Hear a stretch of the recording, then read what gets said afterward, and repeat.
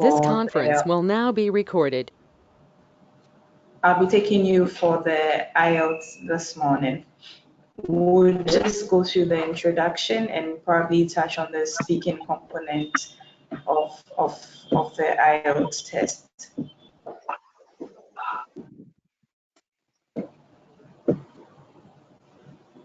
Just a moment. Can you see my screen? Yes, please. Yeah, we can see. Okay, all right. So you're welcome to the class, and this is our maiden edition, and we hope to continue for those of you who can come to the physical class. We'll move straight into the class, and would have to know the full meaning of IELTS. Like you can see on the screen, IELTS stands for International English Language Testing System. And we know there are many variations of English. The basic ones are the American and British version, but IELTS focuses on international English, which is also known as standard English, so that whether you're communicating with an Australian, a British, an American, the person should be able to understand whatever you are putting across. Then we have this other part, which is a testing system. And if we look at what a system is, we are looking at a structure with different components, with different parts. And that applies to IELTS also. It has different parts which come together to achieve the goal of the test, which is to assess the ability of test takers to communicate in the English language. You should be able to send and receive information. That is communication. It's never a one-way affair, it's always a two-way affair. And that should be able to take place as you take the test. I mentioned that once it's a system, it means there are different components or parts. And these are the four components of the IELTS test. We have speaking, listening, reading, and writing. And that is broken down into the two aspects of communication, which is the sending aspect, the productive aspect, and the receiving, which is the receptive part. And so the four components of the test are sort of divided into these two categories. So the speaking and writing are known as productive forms of communication, because at that point, the test taker would have to give information, would have to say something. You would mostly have to respond to questions that you are asked, whether orally or in a written form. Then for the receptive parts of the communication of the IELTS, you have the listening and the reading. And at this point, you are receiving the information. You'll be listening to some recordings, you'll be reading some passages to answer some questions thereafter. We'll go into details as you move along. But I want you to understand that the whole IELTS test is about communication. You're sending and receiving of information. Okay, we have types of IELTS, and the categorization for this is two. So we have the destination-based and we have the goal-based.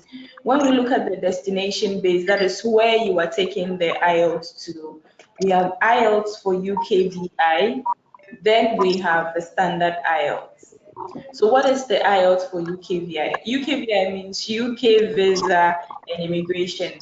If you take this test, you should be able to take this to the UK and other English-speaking countries.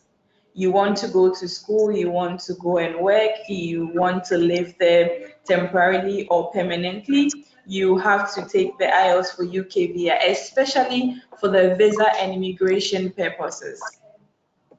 Then the standard IELTS, you take this if you want to go to other English-speaking countries apart from the UK. So the standard wouldn't be accepted in the UK, especially for visa and immigration purposes. So if you're very sure you're going to the UK, then you may have to take the IELTS for UKVI. If you're sure you're going to Canada, Australia, US, then you would have to take the standard IELTS.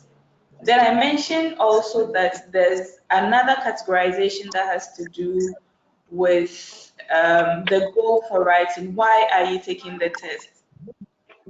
We have three types under this. We have the academic, we have general training, and then we have life skills. If you take the academic IELTS, it means that you want to go to school to do your bachelor's, your master's, your PhD, or you would have to join a professional body. So if you have to, for example, join the UK NMC, NMC is Nurses and Midwives Council. If you want to join such a professional body, then you're required to take the academic IELTS. Then if you want to go to school, maybe for secondary education, you have to take general training. If you're also going there to work, and you don't necessarily have to join a professional body, then you have to take general training. Take note of the difference between the academic and general training, especially when it comes to school. General training, if you want to take that to school, then that should be for secondary school. If you have to work and you don't have to join a professional body, then you do general training. The life skills is for those who want to migrate for residency purposes, whether temporarily or permanently. They take the life skills, and there's a vast difference between academic and general training on one hand and life skills on the other. There are some similarities between the academic and general training. The difference is not so wide, but of course there are some slight differences, and so you need to know which one. You need to know. Yeah. Sorry about that. I'll get back to you. Don't interrupt. I'm having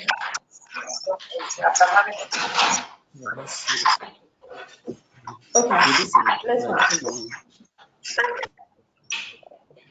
Okay, so if you're doing the academic and general training, you would have to go through all the four components that I mentioned early on, which are the speaking, listening, reading, and writing.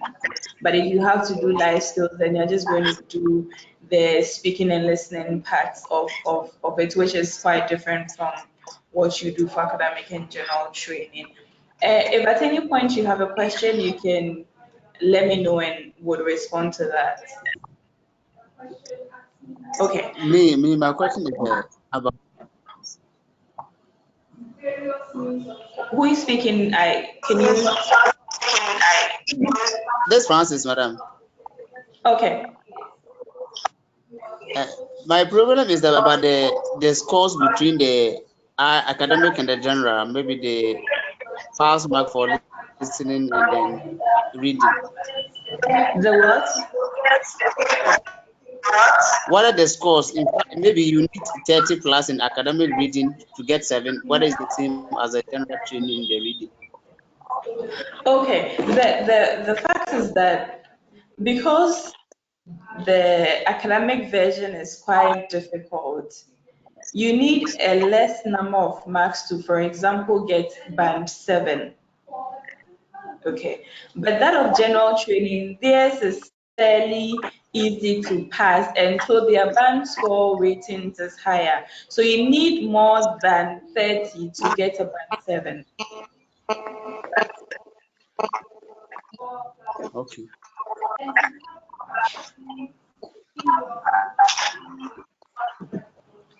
Thank you. I'll just show you. I'll just show you the band scores.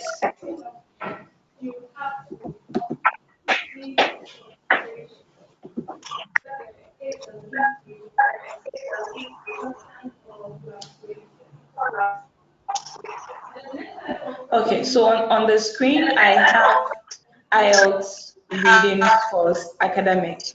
You need 30 to 32 to get a band 7. But then if you, yes, can you see that? You need 30 to 32 to have a band 7. But then if you're doing general training, you would need 34 to 35 to get a band 7. It's because the questions you get to solve are fairly, simpler and easier. And so you should be able to get this number of correct answers to have band 7. That's just the difference between the calculation. But for speaking, listening, they are the same. And even for the writing as well, the scoring is just about the same. Yeah. Okay. Any other questions from anybody? My name is My Matt. other question is the test. The what? Okay, let me just complete. I wanted to know the test centers, whether tests are written in the same center or. Okay, so there are test centers around, but for the IELTS for UKVI, you would have to come to Accra to take that. But the standard, you can take that in Kumasi. You can also, there's the Accra Digital Center is also a test center, depending on which one the British Council assigns you to go and take the test. Yeah, so and sometimes also they take the test to Tamale. So Tamale, Accra, Kumasi, you should be able to take the test over there. But for the UKVI, it's usually taken in Accra.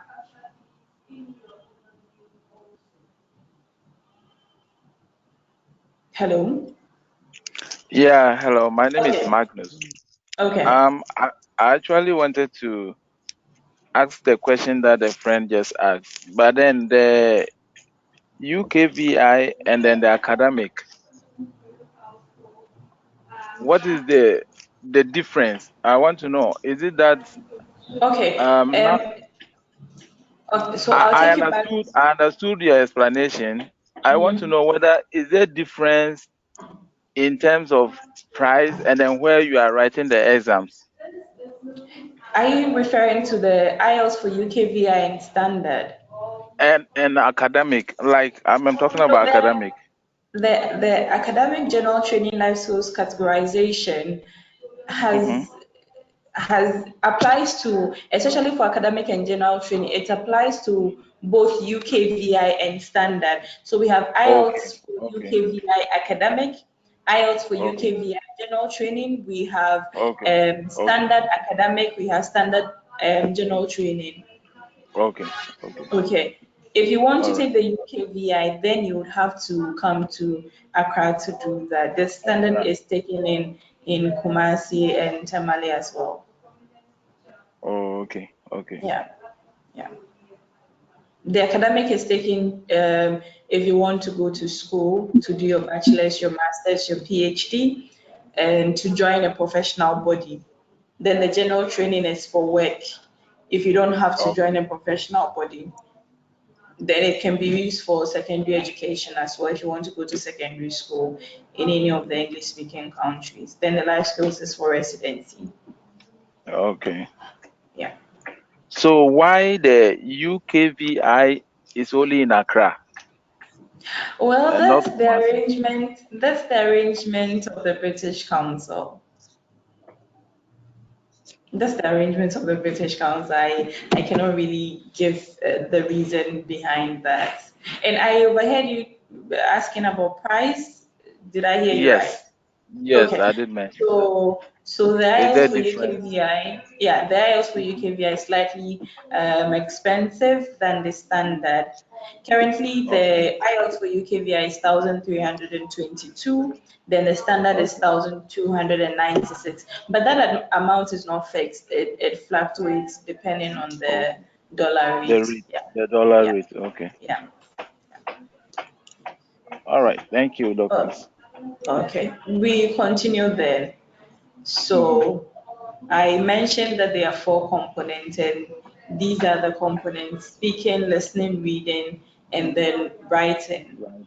We'll go through each of them and see how they are conducted and what usually happens. So the first is the speaking, and the Okay. speaking is for 11 to 14 minutes. Okay. The speaking is always a face-to-face interaction with an examiner.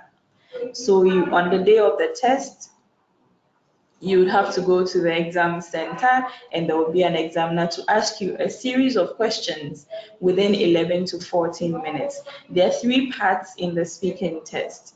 There's parts 1, 2, and 3, but before these, there's a part known as part 0. Okay. Okay. Basically, you'll be answering questions ranging from those that relate to you as an individual and those that relate to people in general. Within Okay. these 4 minutes, there's always a face to face, and it happens either before or after the listening, reading, and writing. It means that the listening, reading, writing happen on the same day. Okay. Okay, you would have the listening, reading, writing on the same day. Before these 3, you may have your speaking, or after the 3, you may have your speaking. If it happens before, it would be between 1 and a maximum of 7 days. So between 1 and 7 days, you may have your speaking. Or if it comes after, it may be within 1 to 2 days. Sometimes also on very rare occasions, you have it on the same day as you're having the 3. But if it Okay. happens on the same day, it would be after a break, probably an hour or 2, then you would come back for the speaking. Usually you would register to take the test on a particular day. Okay, Okay. so I think the next test date is 12 September. On Okay. that particular day, you do the listening, reading, and writing. And the first you do is the listening. During the listening component, you would have to listen to some recordings. There are 4 recordings you have to listen to. And these recordings would play in succession, one after the other. While you listen to these recordings, you have to provide answers to some 40 questions. And you get to hear the recordings only once. It's similar to what you did in secondary school, orals. All right.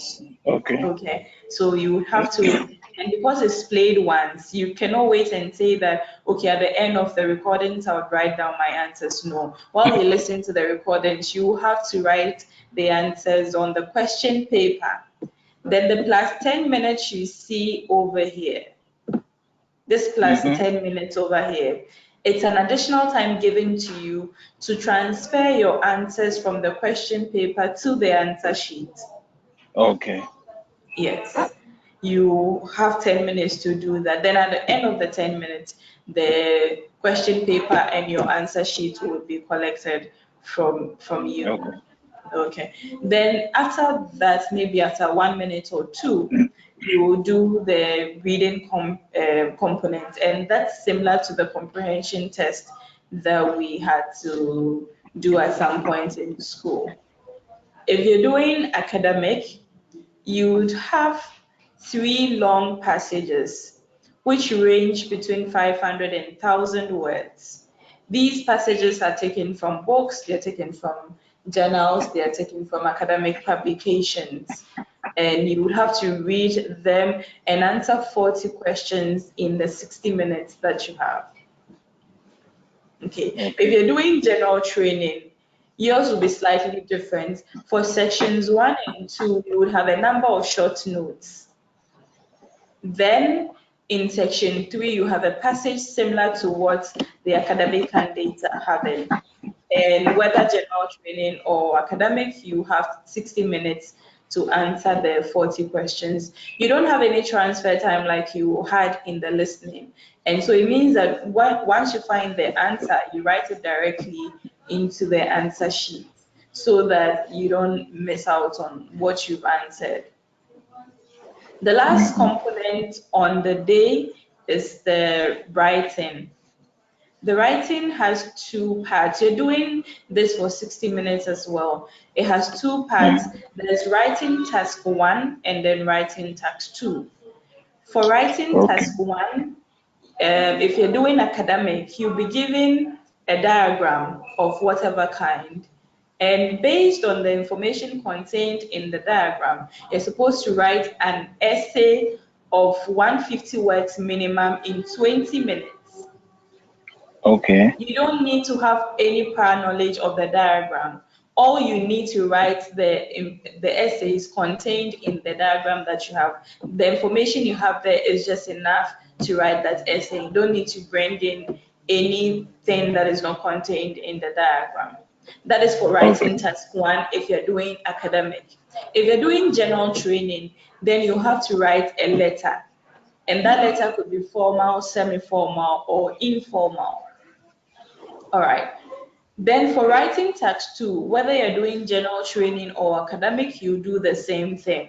And at this point, you're supposed to write an essay of 250 words minimum. Of course, you are free to go slightly higher than 250. And you do this in 40 minutes. Okay. Although both task 1 and task 2 are marked independently, they calculate your band score based on the two essays that you have. And task 2 carries a lot of marks than task 1. Task 2 is 66% of the band score you would have for writing, and then task 1 is for 33%. So usually we advise that you start with task 2, and then when you're done, you do task 1 in that order. And you should at some point check the answer sheet you're using to answer which question, because the answer sheets are similar. And if you're not careful, you interchange them. And once you interchange them, it means you are receiving no band score at all for your writing. So you have to pay attention to that. I'll pause once again. If you have any questions, you can ask, and then we move on to the next one.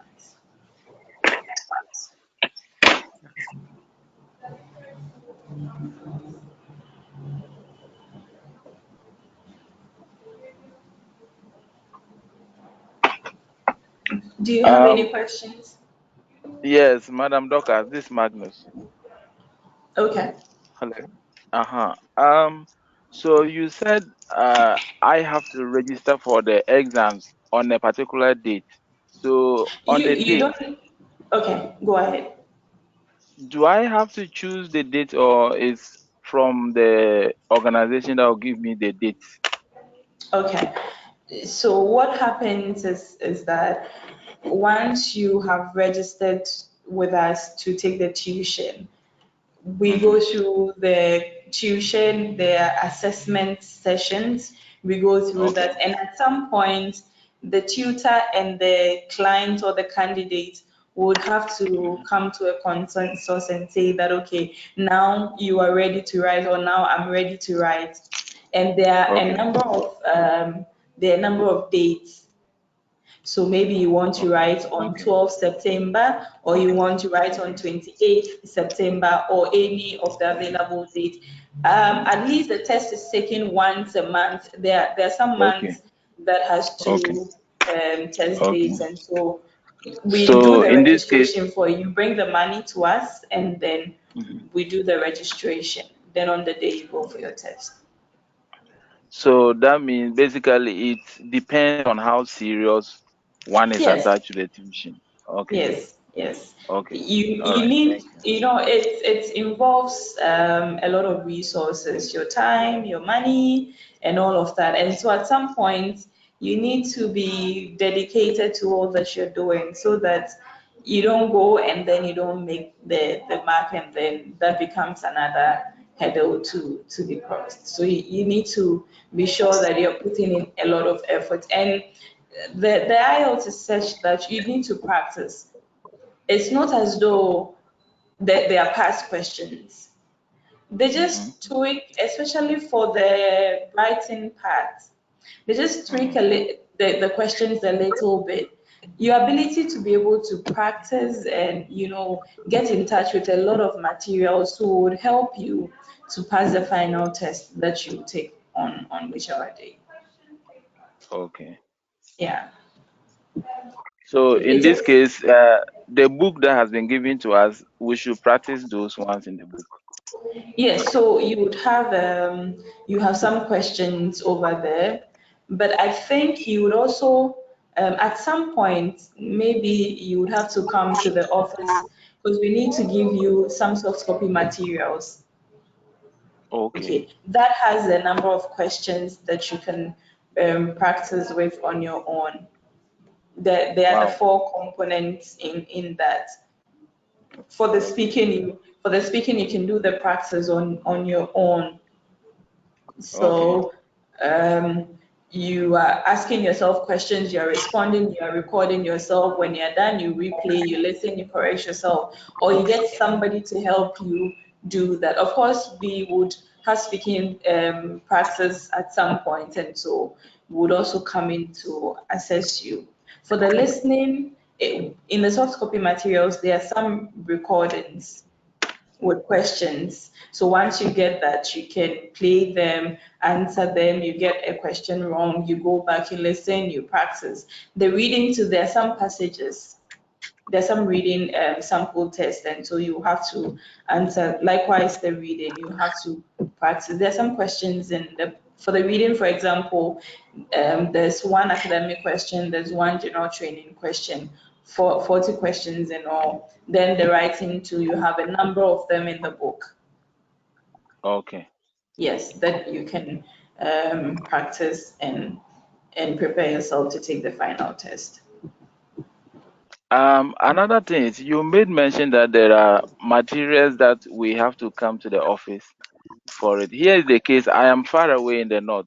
Can I have them in a soft copy so that I can print them at any available cafe? Yes, they are soft copy materials, but they are heavy files, and so sending them to you would be a bit difficult because when you attach the files, whether it's Okay. email Yeah. or Doctor, yeah, hello. yeah. Yeah, so I'm just pasting the link to the Google Drive where they can find those Okay, materials. okay, I'm doing that right away. okay, All okay. right. Thank you very much. Okay, so once you get the link, you can go there and then access the materials on your own. Okay.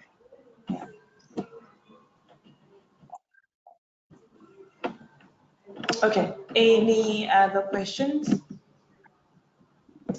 Yes, my question is, if a nurse misses a small, maybe just on slim margin on the UKVI, will you advise the person to write the general or the person to write the academic, through the academic?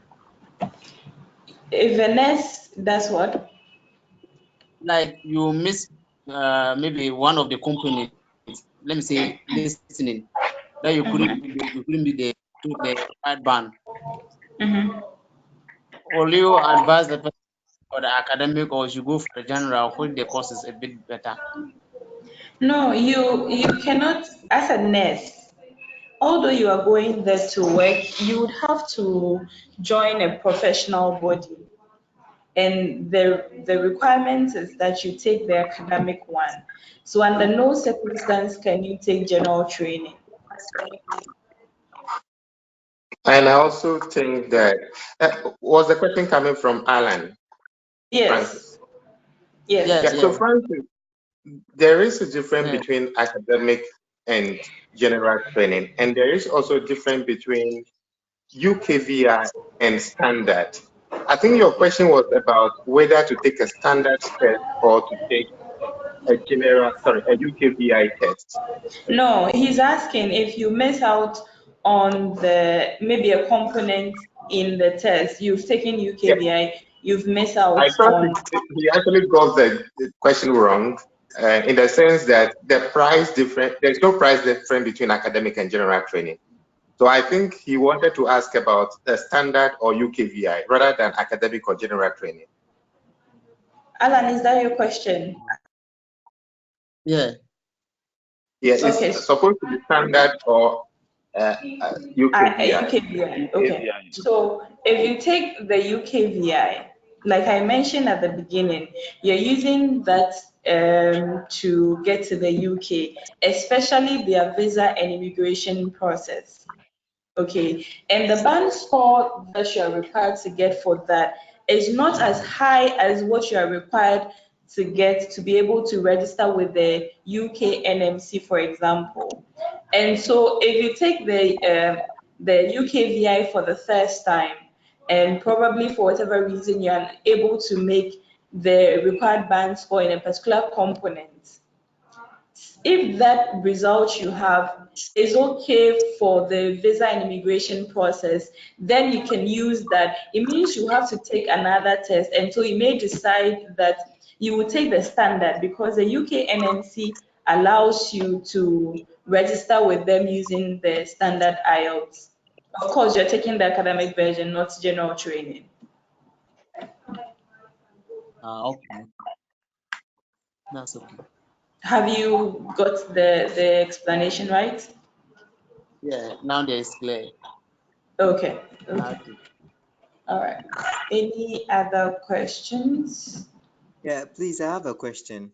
Okay, go on.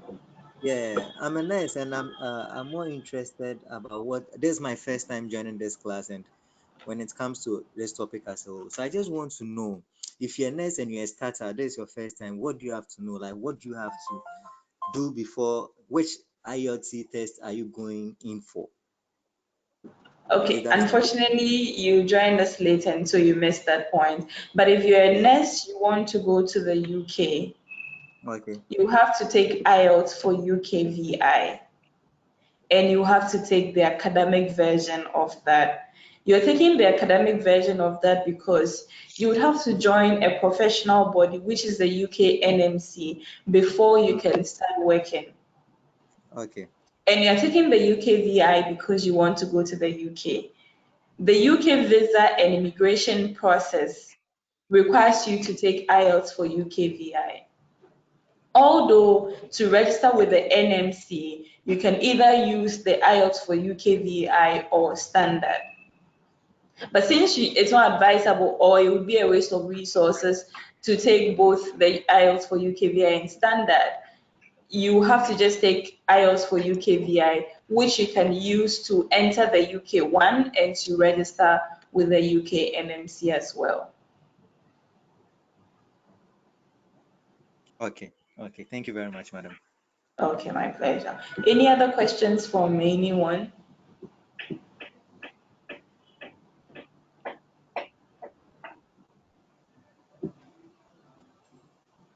If you have any other questions, you can ask.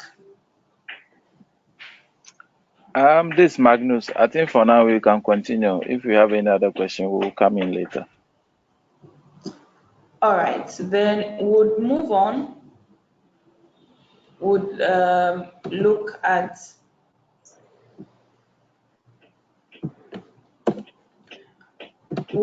the speaking components of the IELTS test.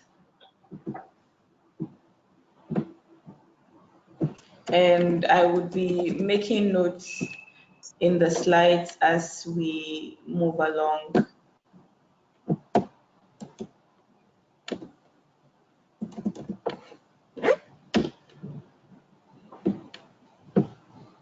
Okay, so I mentioned that this would go on for 11 to 14 minutes. Yeah, that's the speaking, and it may happen before or after the 3. If it happens before, it should be within 1 and 7 days. If it happens after, it would be within 1 to 2 days. If it happens on the same day as the 3, then it would be after 1 hour or 2 hours. And this usually depends on the availability of examiners. Because it's a face-to-face interaction with an examiner, there should be an examiner available before you can take this particular test. There are 3 parts in the speaking test I mentioned early on. We have parts 1, 2, and 3, but there's a part known as part 0. And part 0 is known as the greeting and identity check stage.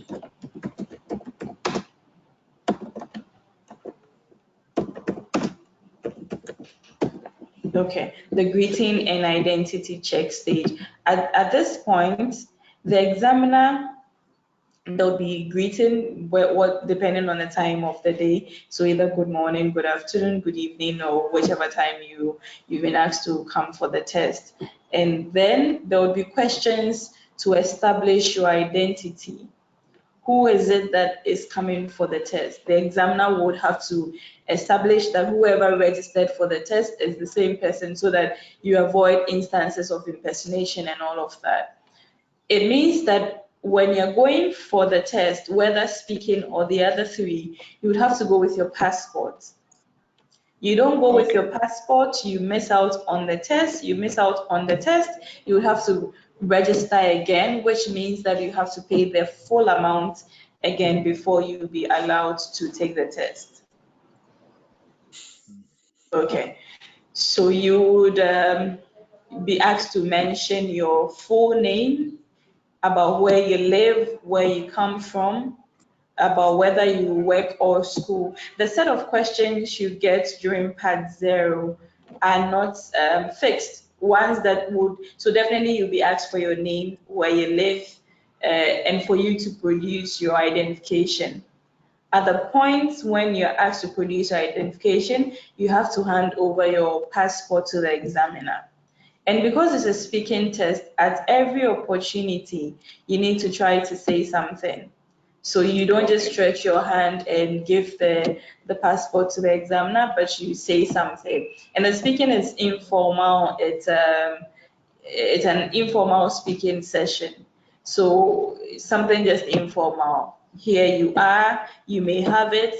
There you go, please. Whatever it is that you say, you need to say while you hand the passport to the examiner. Then when you would definitely come back to look at how to respond to questions in all the parts. When part 0 ends, you move on to part 1, and part 1 is known as the introduction or interview stage.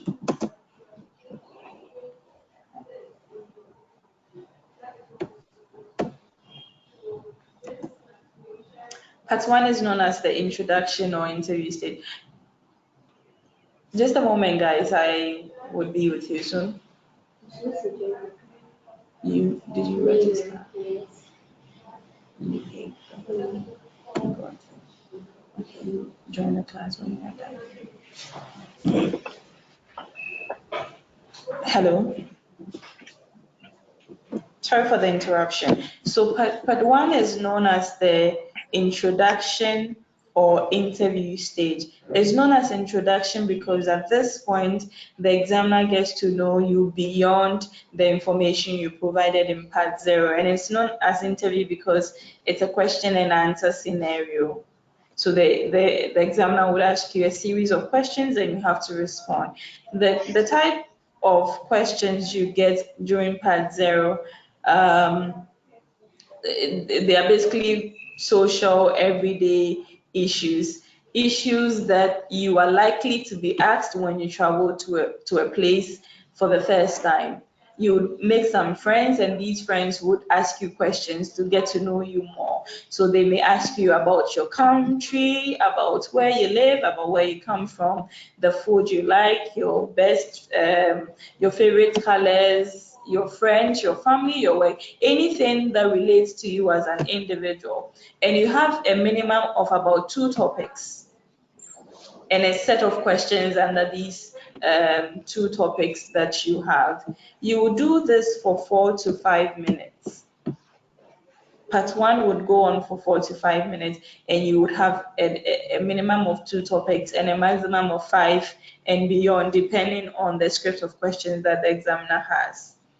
So you answer these questions as much as you can, and then you would move on to part 2. Part 2 is known as the individual long term or individual long run. That's part 2, individual long term or individual long run. And this would go on for 1 to 2 minutes. At this point, the examiner would give you a question, okay, or a topic, and it would be on what is known as a task card. Your topic will be given to you on a task card. This task card, apart from the topic or the question, would have some bulleted points to guide you. You would have about 4 to 5 bulleted points to guide you to know where to start from and where to end, just in case you have that dilemma. Okay, but before you start speaking for 1 to 2 minutes, you would have 1 minute to prepare. During this 1 minute, you'll be given a sheet, a plain sheet, or a book, a booklet, or a paper to organize your thoughts on the paper. So what is it that I'm going to say during this 1 to 2 minutes that I had to speak? Okay, you organize your thoughts, you make notes. You are not writing out the speech, you're just making notes. If it's a name, a number, anything that will remind you of what to say at a particular point in time, you just put that down on the paper. Then when it's time for you, when the 1 minute elapses, the examiner will alert you to begin to speak for 1 to 2 minutes. And your minimum should be 1 minute 30 seconds, and your maximum should be 2 minutes 30 seconds.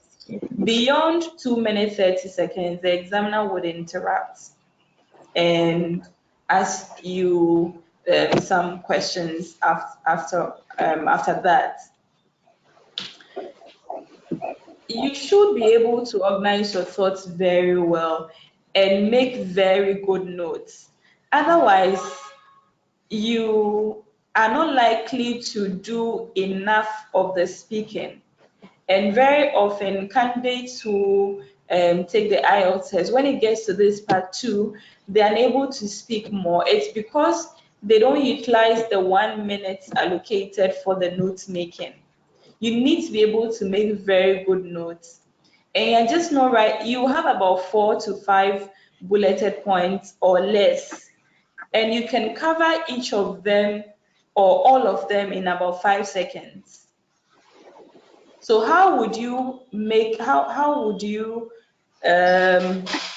what would you add to the bulleted points, or how much would you say on each of the bulleted points to be able to do either the minimum of 1 minute 30 seconds or the maximum of 2 minutes 30 seconds? You need to make very good notes during the 1 minute allocated for that. Otherwise, the examiner will keep prompting you to add more to whatever you have done. This whole thing is similar to having a presentation in class. So the lecturer assigns you to a topic and you are asked to present to the class. This time around, you're just doing the presentation for just one person, which is the examiner. When you're done speaking for whatever number of minutes, the examiner may ask you a couple of wrap-up questions, depending on whether or not the examiner has some questions to ask you. In the absence of questions, you move on to part 3. Before that, let's like somebody's knocking something so loud. Okay. Let's still dwell a little bit on part 2. The topics you get or the questions you get in part 2 are similar to what you had in part 1. So there would also be social everyday issues. You may be asked to talk about an interesting place you visited, an award you hope to achieve in future, an advice you offered somebody, a difficult situation you ever faced, any issues that relate to you as an individual. You may be asked during the part 2 of the speaking test. You move on to part 3, which is the discussion stage. This would also go on for 4 to 5 minutes. At this point also, you would answer a number of questions, but those questions will be related to what you had in part 2. So whatever topic it is that you had in part 2, you would have questions relating to that. For example, if your topic for part 2 was to talk about your favorite email, an email that you received which became your favorite. If that is the topic you had in part 2, when you get to part 3, you'll be asked questions related to that. But the questions do not necessarily relate to you as an individual at this point, but they relate to people in general.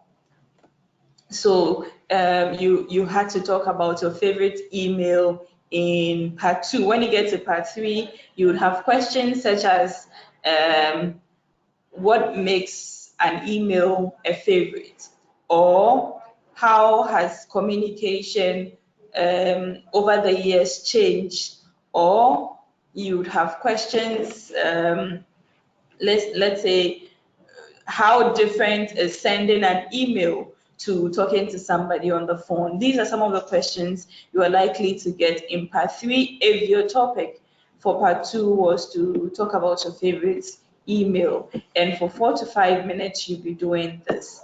At the end of this, your speaking test is over.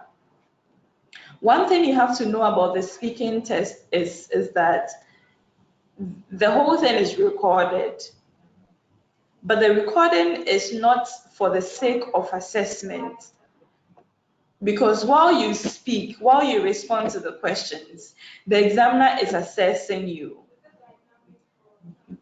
And there are some criteria based on which the examiner assesses you. We'll look at that very soon. But then the recording is done so that just in case anybody comes back for a remark, that particular recording will be given to another examiner to assess the individual. So by the time the 14 minutes or whatever amount of time you spend during the speaking test is over, the examiner is aware of your band score, just that he or she wouldn't inform you. You would have to wait till you do the other 3. Then in about 14 days, you receive your results, and then you proceed with whatever it is that you want to use the results for. Can we pause at this point again and take some questions before we move on?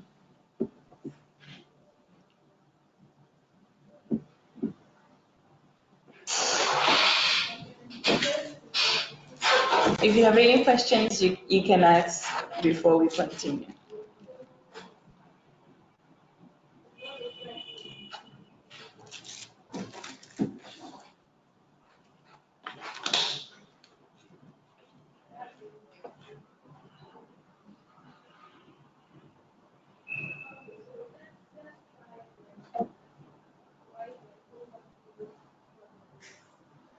Any questions?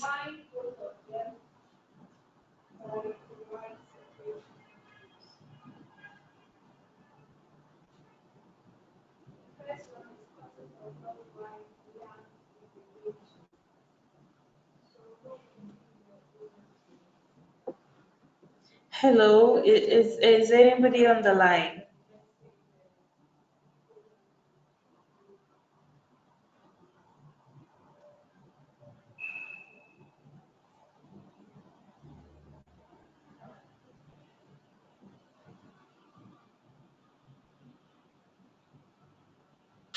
They have all muted their speakers. I think.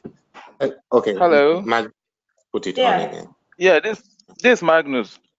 Okay. My first question is the part 2 under speaking. That's the individual long term or run. You said it's between 1 to 2 minutes For the speaking part. plus. Yes.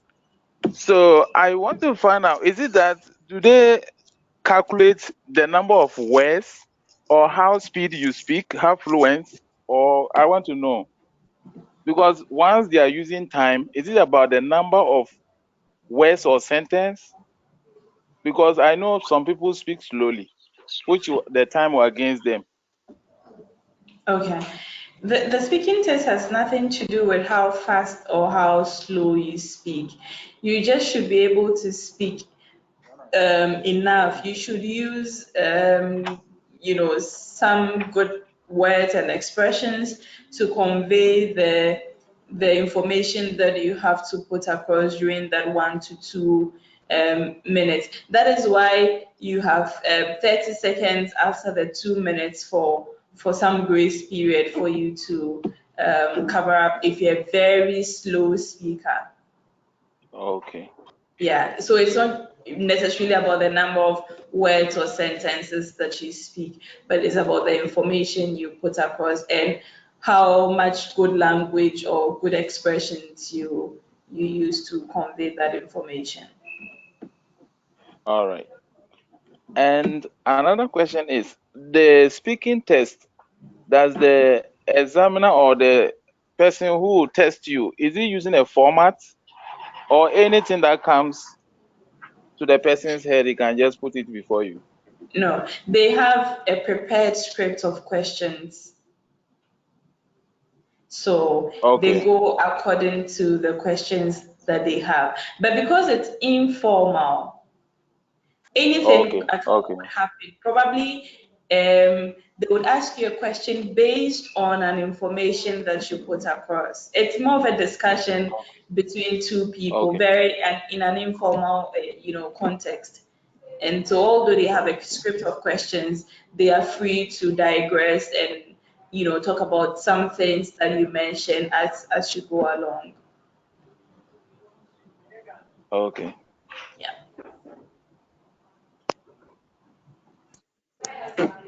Anybody has any question? The person could Thank you. ask now.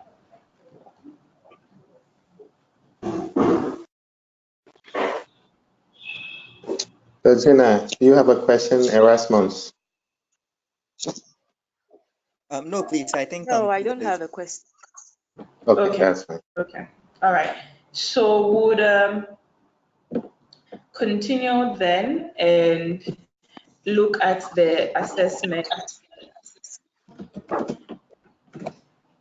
criteria. Okay. How a candidate or how a test taker is assessed during the 11 to 14 minutes that you respond to questions from the examiner.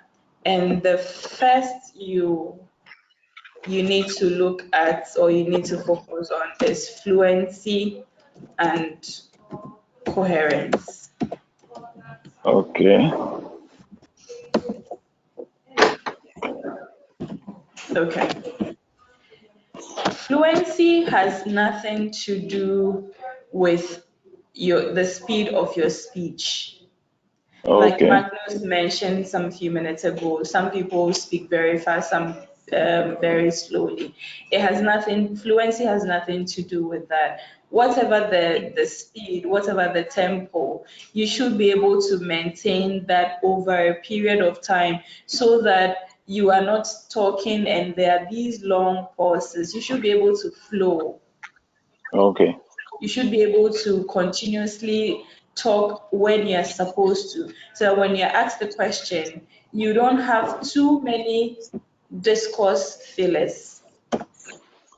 You should try as much as possible not to use too many discourse fillers. And what are discourse fillers?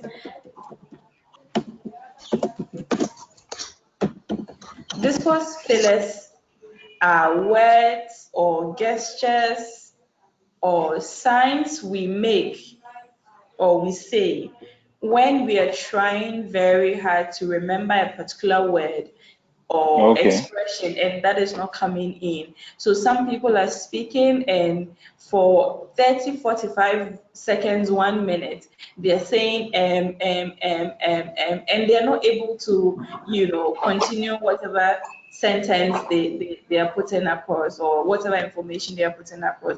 That is not to say that when you are speaking, you wouldn't have discourse fillers. You definitely have them. Even for native speakers who speak the language, they do have discourse fillers. But you should try as much as possible to reduce the number of discourse fillers that you have, so that the examiner will be able to follow the conversation you're having. And you would also be able to monitor your train of thought, so that at some point you don't forget what you said initially and what you want to say. You should be able to flow, and reducing the amount of discourse fillers you have should help you do that. Then we talk about coherence. Coherence is looking at the structure of your speech, the structure of your presentation. You've been asked the question, what do you do on a normal Saturday? You don't start from what you do in the morning, then go to the evening, then come to the afternoon, then back to evening, then to morning. There's no structure, there's no coherence. You should be able to structure everything, the information you want to put across, so that there's that logical progression from one part to the other. And it doesn't look like a very haphazard, presentation without any structure whatsoever. It's like when you're describing the human body. You start with the head, come to the neck, go to the midsection, go to the feet, and all of that. You don't start with the head, go to the feet, come back to the neck, and you're just moving, up and down in the presentation. You need to have a structure, so that, the examiner is able to understand the information you're putting across. Then there's lexical resource.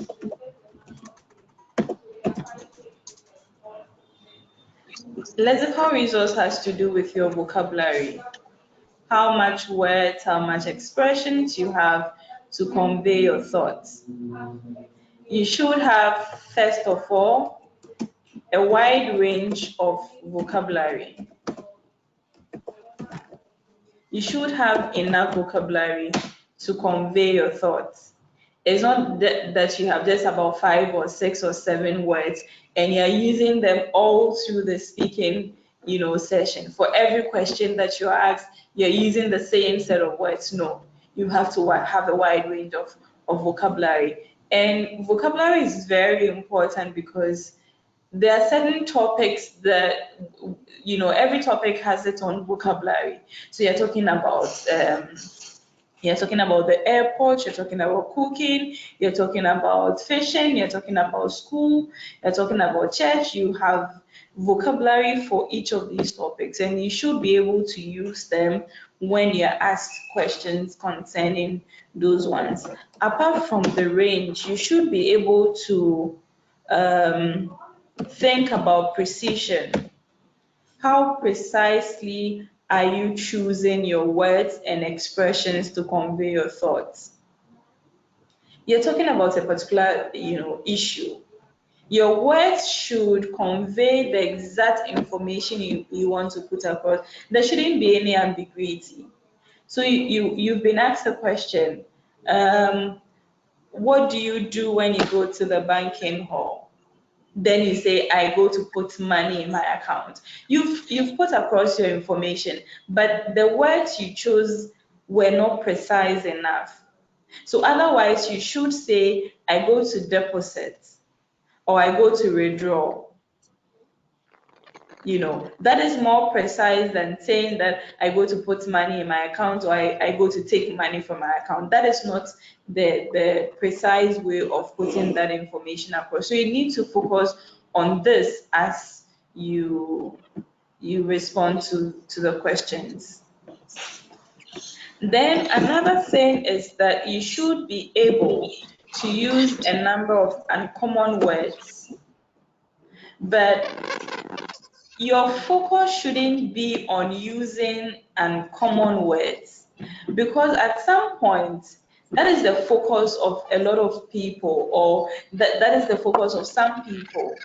And so even when they do not understand the word, they do not know the pronunciation of the word, they do not know the meaning of the word, they still would want to use that word. And you may be using uncommon words, but once they don't fit into the context, then you're not doing yourself any good with regard to your band score. So you should be able to use them if you have them. And what is uncommon to you may not be uncommon to somebody. But the bottom line is that there are certain words we wouldn't necessarily use when we are talking to a friend or a colleague. These are the words we are referring to as uncommon words. We have everyday, English, we have everyday words and expressions. But those that we don't usually use, you would have to use a number of them. But the rule is that you should be 100% sure of the meaning of the word, of the pronunciation of the word, and of the usage of the word before you use them. If you're not too sure at any point, then you don't have to use the word at all. Just focus on using the simple everyday ones because they are good enough to also get you a good band score. The next thing you would have to look at, in addition to fluency and coherence and lexical resource, is grammatical range.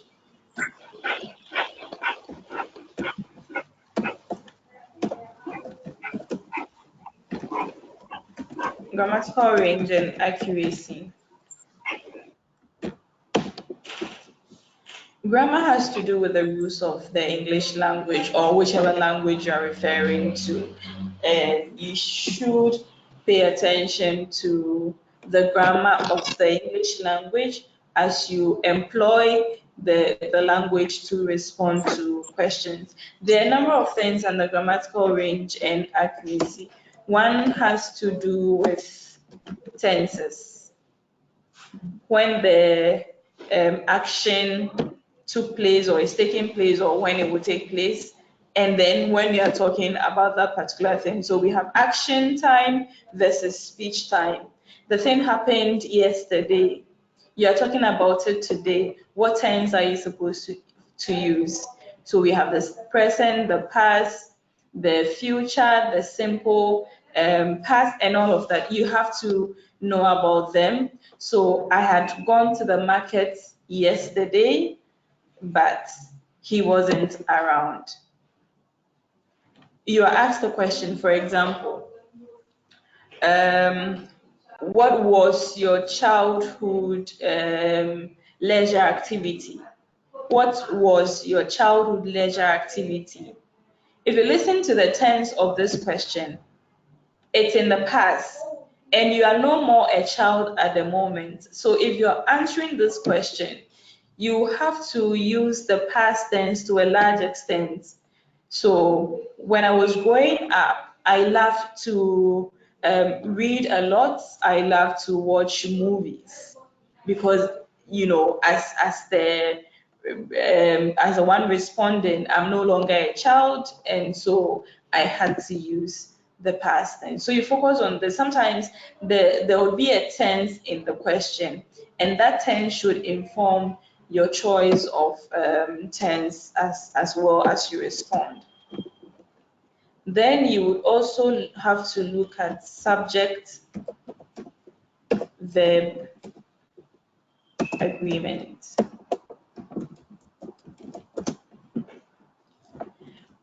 Subject verb agreement, it has to do with the number of your subjects, and that would inform your verb choice. So the subject is usually the noun, the pronoun, or the nominal, and we know what a verb is. So the subjects you're using, is it a singular subject, is it a plural subject?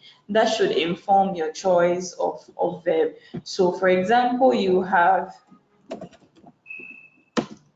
they are in class. This is our subject and it's in the plural form. So we have to use the plural form of the verb, which is are, so that there's an agreement between the subject, the number of the subject, and the form of the verb you are. So you cannot say they is in class, because they is plural and the verb form should also be plural, which is are.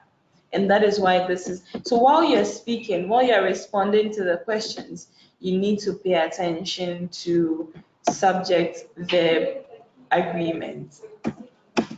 Then you also have to look at intonation. Intonation has to do with the rise and fall of your voice. You are speaking, you're not writing. When you're writing, you use punctuation marks such as full stop, commas, exclamation marks, and all of that. But you're speaking, and so it's not very clear. Your voice would have to indicate whether you have paused, you have stopped, or you are still speaking. At this point, or a few seconds ago, my voice dropped to indicate that I was done with the sentence that I was providing. But if I'm still speaking like I'm doing, then my voice should keep rising and rising till it falls to indicate that I have ended my sentence or whatever information I'm putting across. So you need to pay attention to intonation as well as you go along and respond to the questions. Then we have types of sentences. Still under grammatical range and accuracy. What sentences are you constructing? Okay. In English, we have 3 basic types of sentences. We have the simple sentence. We're still talking about grammatical range and accuracy, one of the things under that, which is types of sentences. So we are moving to look at the types of sentences there are in English. We have seen simple sentences, and this has a subject, it has a predicate, and it should convey a complete thought.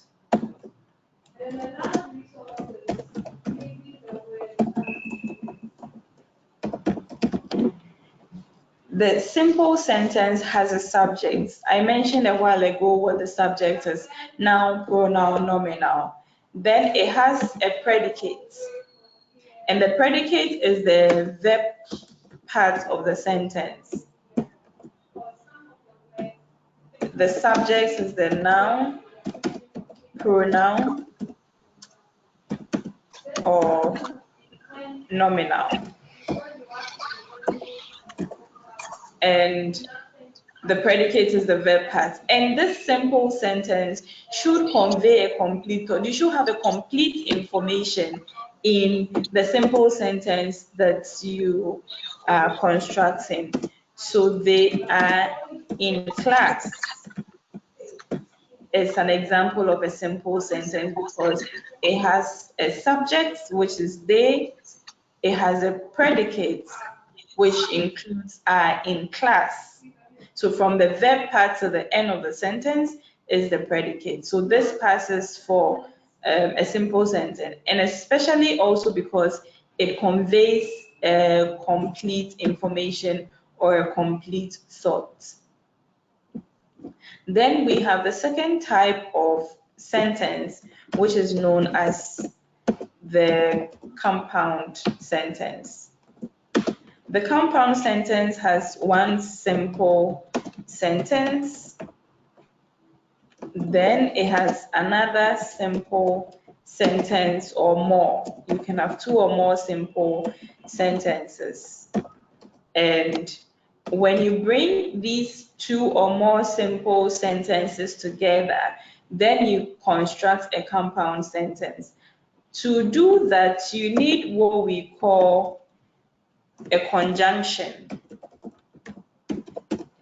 you need a conjunction to be able to construct a compound sentence. And examples are and, but, yet, or, for. So these are some examples of conjunctions, and you need them to be able to construct a compound sentence. You need them to be able to bring two or more simple sentences together. So we have one simple sentence. They are in class, full stop. We have we are playing as another simple sentence. We want to make these two a compound sentence. We need a conjunction to do that. So they are in class, we'll use the conjunction and. So they are in class and we are playing. This is an example of a compound sentence. This is the first part, this is the second part, and we use the conjunction and to bring these two together to form a compound sentence. Then the last sentence, or the last sentence type we have, is known as the complex sentence. The complex sentence also has two parts.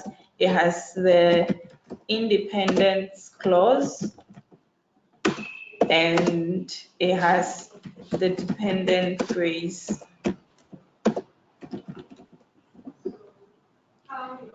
Every complex sentence has these two parts, the independent clause and then the dependent phrase. You would find the words independent. Even if you don't know the meaning of a clause and a phrase, you have independent, then you have dependent. Independent means it can stand on its own.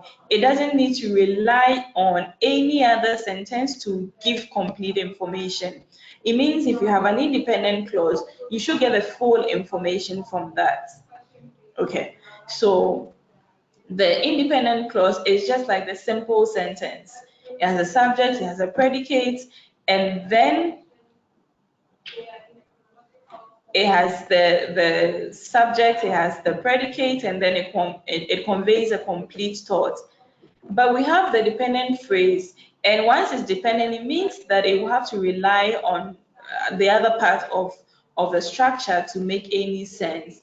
A phrase is just a group of words which do not convey a complete thought. So that's the opposite of a clause or a simple sentence. We have what is known as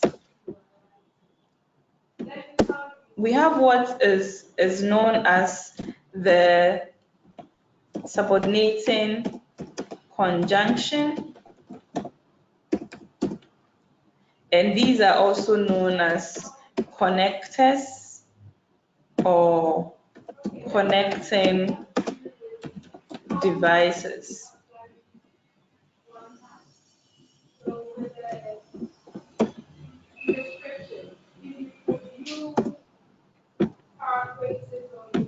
Okay, so the subordinating conjunction is also known as the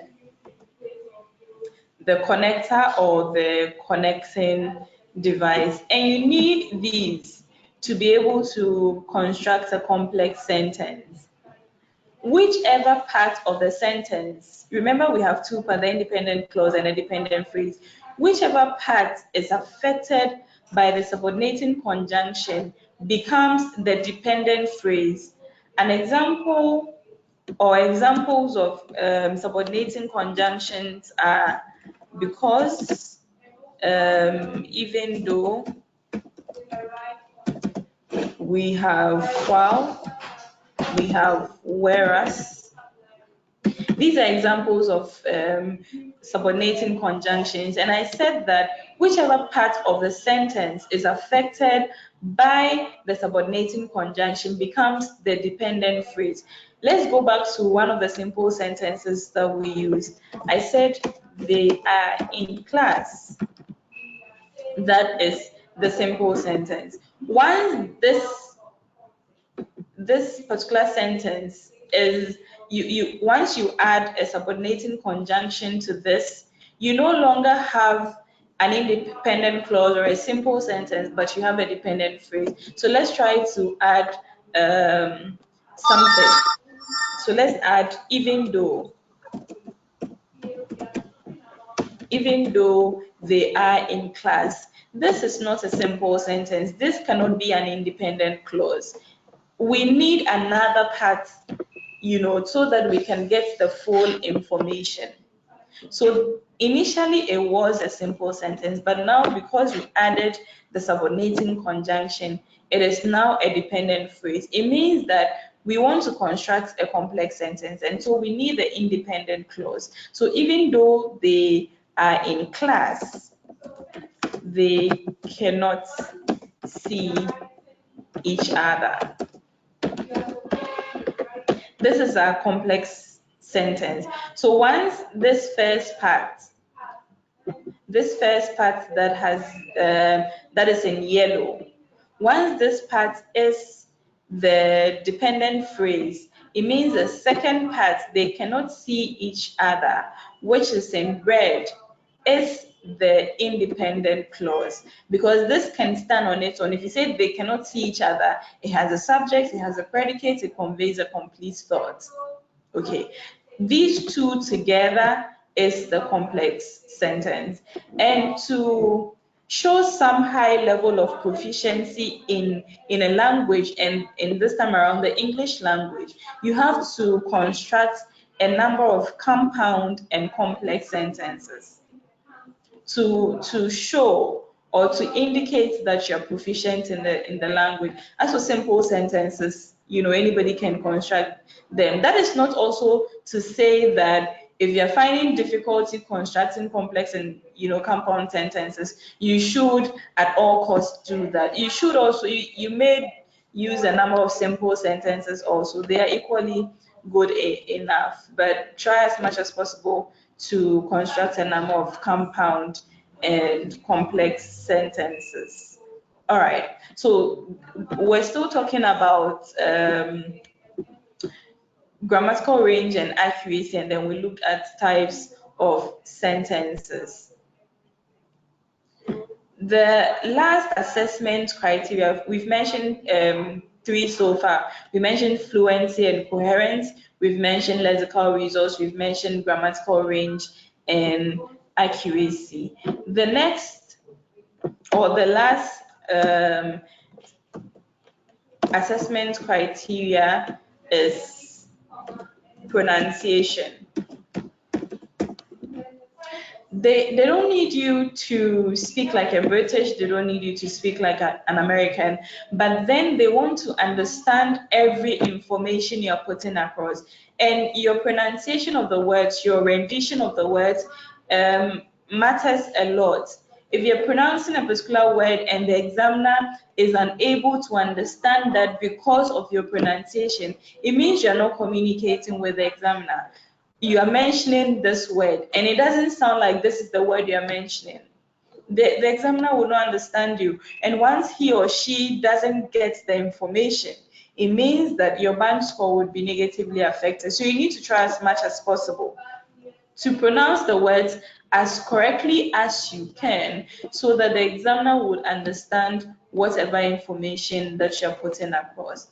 Each of the assessment criteria carries 25% of the total marks. So grammatical range and accuracy 25, lexical resource 25, fluency and coherence 25% of the total marks. And you have to work on all 4 of these criteria, because one is not important than the other. They are all equally important. And to get a very good band score, you need to try to get 20% or more in each of the assessment criteria that you have to focus on. All right, can we pause here for questions? If you have any questions, you can ask. Then we'll move on to the last aspect of it, how to respond to the questions you are asked in each of the 3 parts of the speaking test.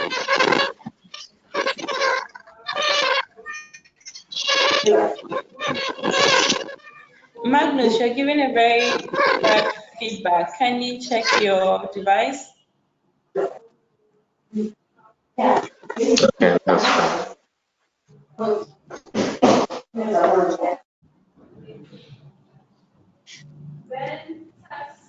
It's is only speaking? Magnus who speak that is on.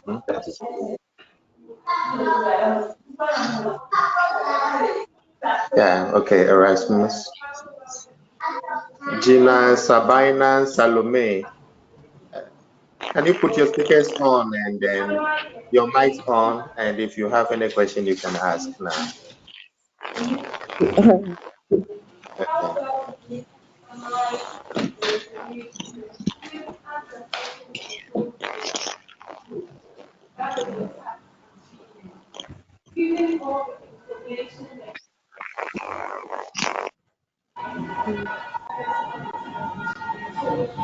If you have any questions, you can ask.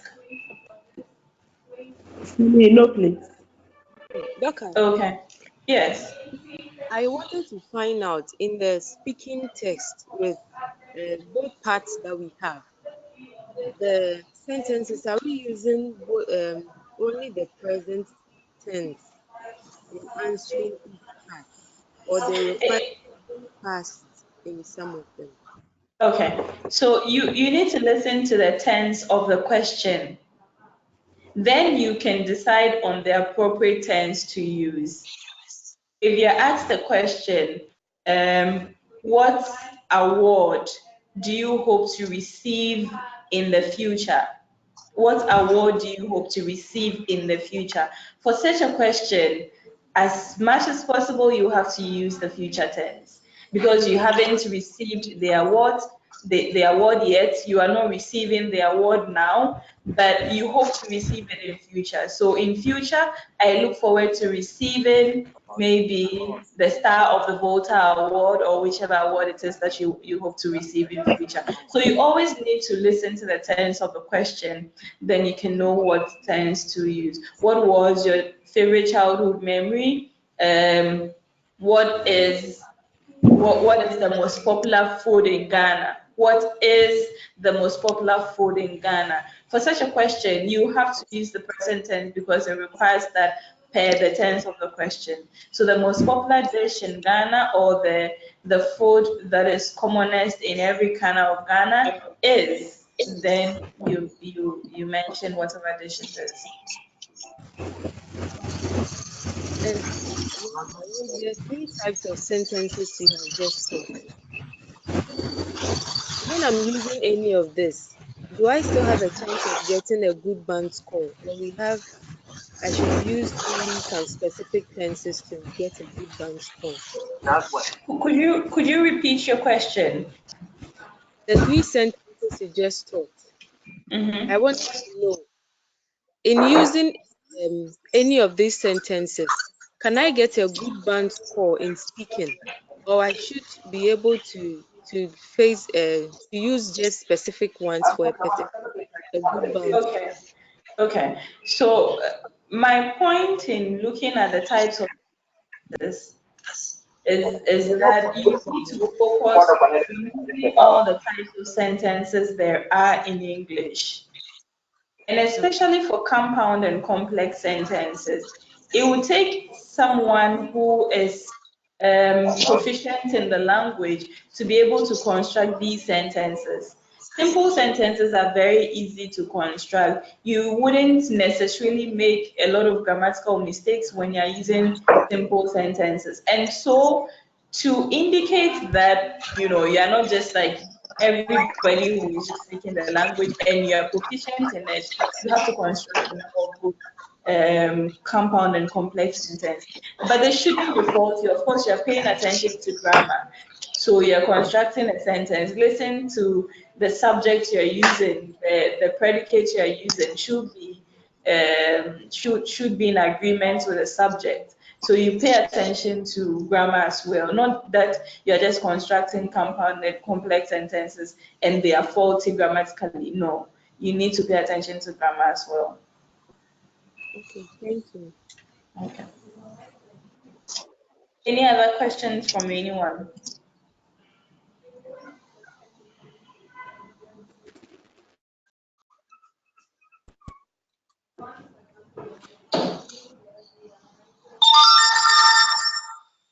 Guys, you need to hold on. I have to connect my charger. I'll be back soon.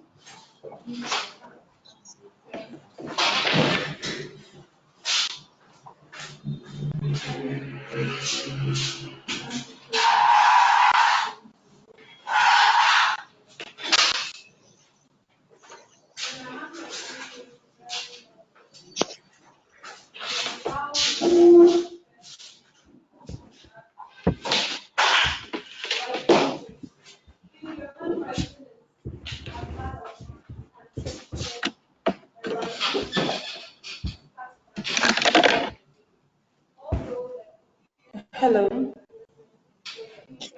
Hi. Yeah. Okay. Any questions before we continue to the last aspect?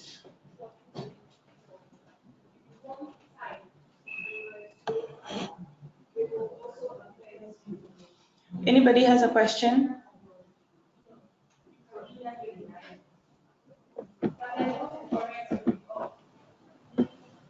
Okay. If there's no question, then we'll move on to the last. Anybody has a question? Madam, we can proceed, please. Okay. Okay. So we'll move on to the last aspects of it. We'll try as much as possible to finish. We'll look at how to respond to the questions in part 0.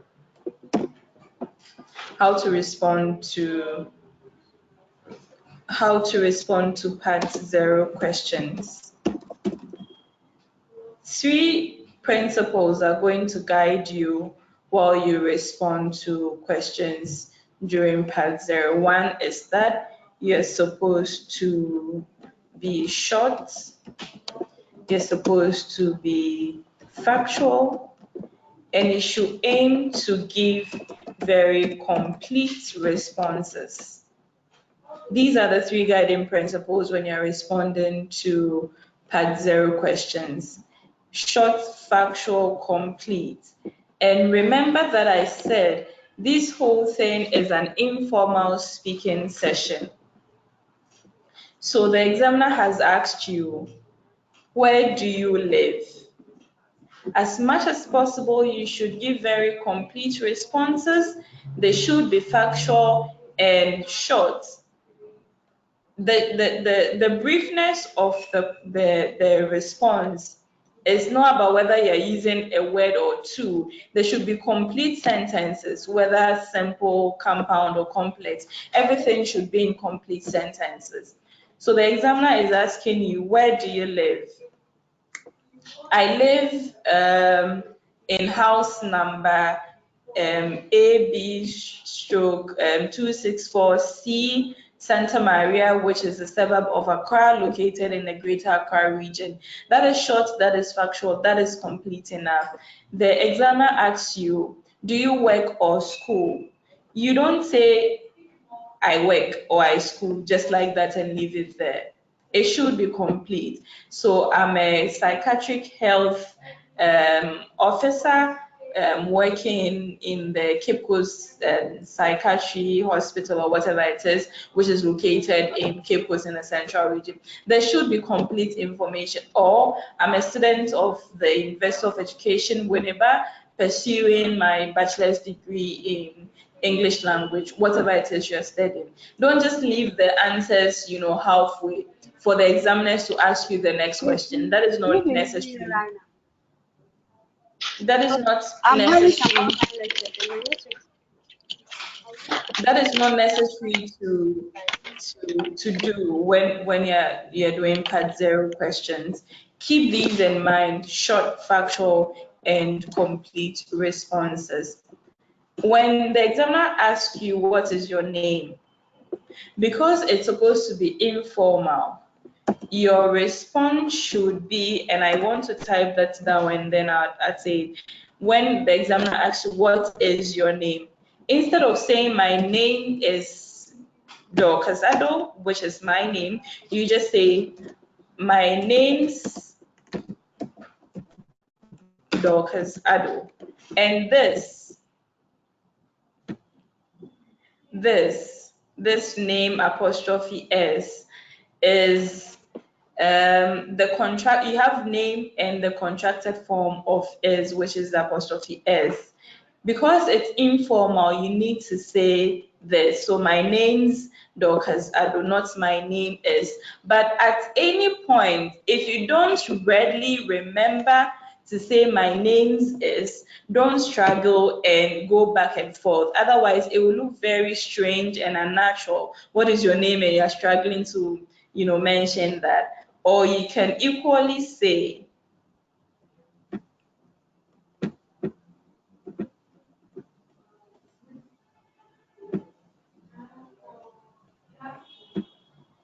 you can equally say Dorcas Ado, I apostrophe M Dorcas Ado. That's also okay. But if you don't remember any of these at the time, you just proceed with whatever comes to mind. This is for part 0 questions. Then we'll look at parts 1 and 3 questions. How do you respond to part 1 and 3 questions? Instead of short, your responses should be long. They wouldn't have to necessarily be factual. They should be complete and creative. So we are replacing factual with creativity. Under no circumstance should you feel that I have no idea with regard to this question, or I haven't had I cannot relate to this question and so I cannot answer. No, you should be creative. Maybe you may be asked about historical places. You've never visited one before, but you're still required to respond to that question, and so you should be creative in doing that. How would you be able to make your responses long, complete, and creative? You need to be able to give extra information. You need to be able to give additional information. So at this point, we'll look at how to give additional information so that your responses become long, complete, and creative. To do that, at some point you have to give a reason so that your response becomes long, complete, and creative. So when you're asked, what is your favorite food? What is your favorite food? You don't just give or leave your response at the food I love best is, let's say, rice and stew. No, that is too short for a part 1, or part 3 question response. You need to give, let's say, a reason so that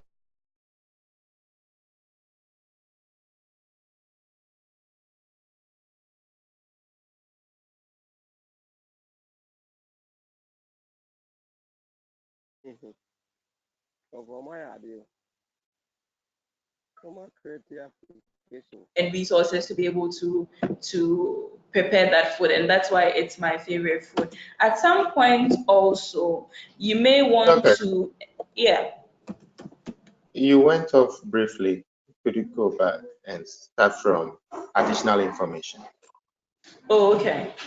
All right. So to make your responses long, complete, and creative, you need to give additional information. You need to give extra information. And so we are looking at the categories of additional information that you can give. And the first one I have is a reason. Some questions would require you to give a reason as an additional information. For example, if I ask you what is your favorite food, you don't just leave your response at my favorite meal is rice and stew, or my favorite food is banku and okra, or whatever it is. You need to be able to give more information, additional information, so that your response can be long, complete, and creative. So my favorite food is rice and stew because it's easier to prepare and you don't need a lot of money to prepare that, and that's why it is my favorite food. That's the reason I'm giving as an additional information to the question that was asked me. At some point also you can explain. And what is explaining, or what is explanation? You're giving more information, you're giving details so that the examiner could understand whatever it is that you are saying. So for example, if the examiner asks you, what do people usually use their phones for? What do people usually use their phones for? So people usually keep in touch with others on their phone or through their phone. And how do they do that? My explanation would be the additional information they're given. So they log on to social media sites such as Facebook, WhatsApp, Twitter, Instagram, and they're able to chat, video chat, send messages, and exchange ideas so that they're able to keep in touch with family and friends. That is the explanation I want to give to that particular question. And that's one way of giving additional information. Then the third would be to cite data. And this data may not necessarily be factual data. And you should also note that you don't have to be factual at the point when you're doing part 1 and 3. You should be creative. It means that you can create data for the sake of responding to the questions. And when you're creating data, every data should have a source, it should have a date, it should have a topic in any order. These 3 things are very important when you're citing data.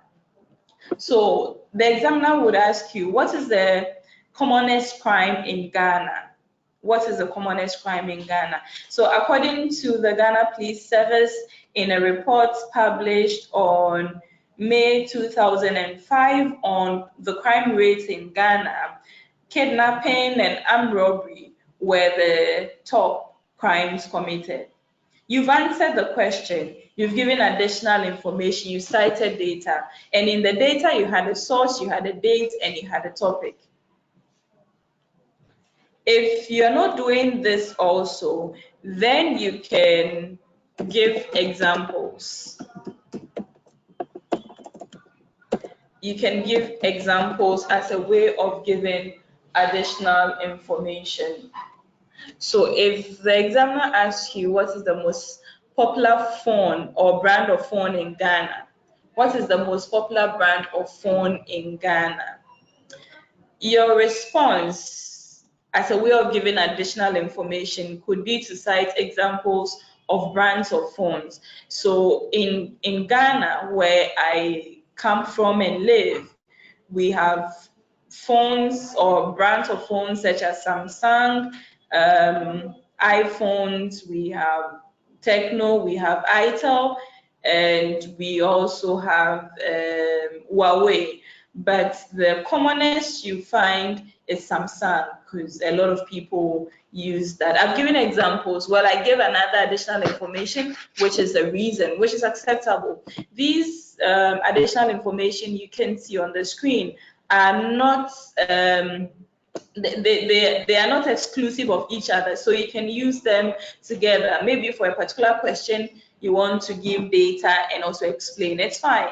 You want to give a reason and give examples, it's fine. You can do this. They are not exclusive of each other. The last category of additional information is personal experience. You're free to give additional information which relate to your personal experience. So the examiner asks you once again, what is your favorite color? The color I love very often, or the color I always get excited about is color white. And this is because the best gift I ever received was wrapped in something, was wrapped in a white wrapper, and it was given to me on my birthday, on my 18th birthday, and that was the only gift that I received on the day. And so since then I have developed some fondness for that color, and it is my favorite color. I have narrated a personal experience. My favorite color is white, and how that became my favorite color. These are the categories of additional information, and it will be very prudent for you to think on the lines of these additional information when you're answering part 1 and 3 questions. Because if you don't plan that I'm going to, for example, explain and give examples for this question, you would find out that you'll be struggling, you'll be fumbling, you have too many discourse fillers, and that wouldn't be good enough for your band score. So always keep in mind these categories of additional information and employ them appropriately as much as you can while you respond to the questions. We'll move on to look at the last one, which is how to respond to part 2 topics. The topics or the questions that you get to be asked during part 2 of the speaking test. You need also, before that, Doctor. Mhm. Yeah, so we scheduled today's class to start at 10 So, for us to end at 12. mhm. It is 12 now, but it says we still have more to give. Can you find out from the attendees if they want to hold on a little bit more so you Okay, cover okay, what you have? okay. That's Hello. Hello. This is Magnus. I would like to find out how long will you continue with it, because I asked permission from my boss, and I Then suppose maybe we could go back to continue work some at. other time. Yeah, we could continue maybe next week before we go into the other component of the test.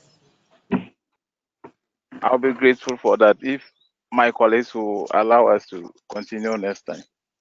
Yeah, we schedule for 10 to 12, and so once it's 12, maybe we would have to just end on this note, and if there's anything more, we can continue next week.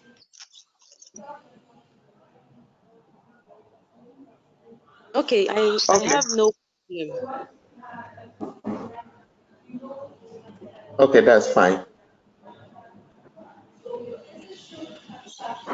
So in that case, on this note, we thank you all for participating in today's class. I hope we learned something from this.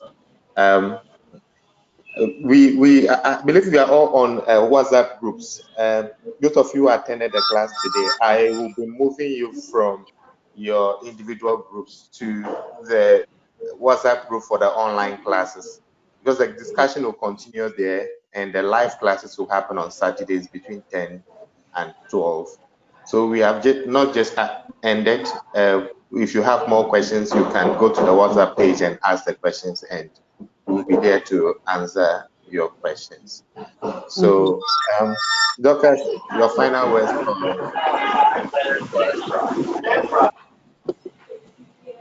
Okay, so it was good. I hope we have understood everything. If you haven't, you keep your questions for next week, because we'll definitely continue before we move to another component of the test. So you enjoy your Saturday and the rest of the weekend.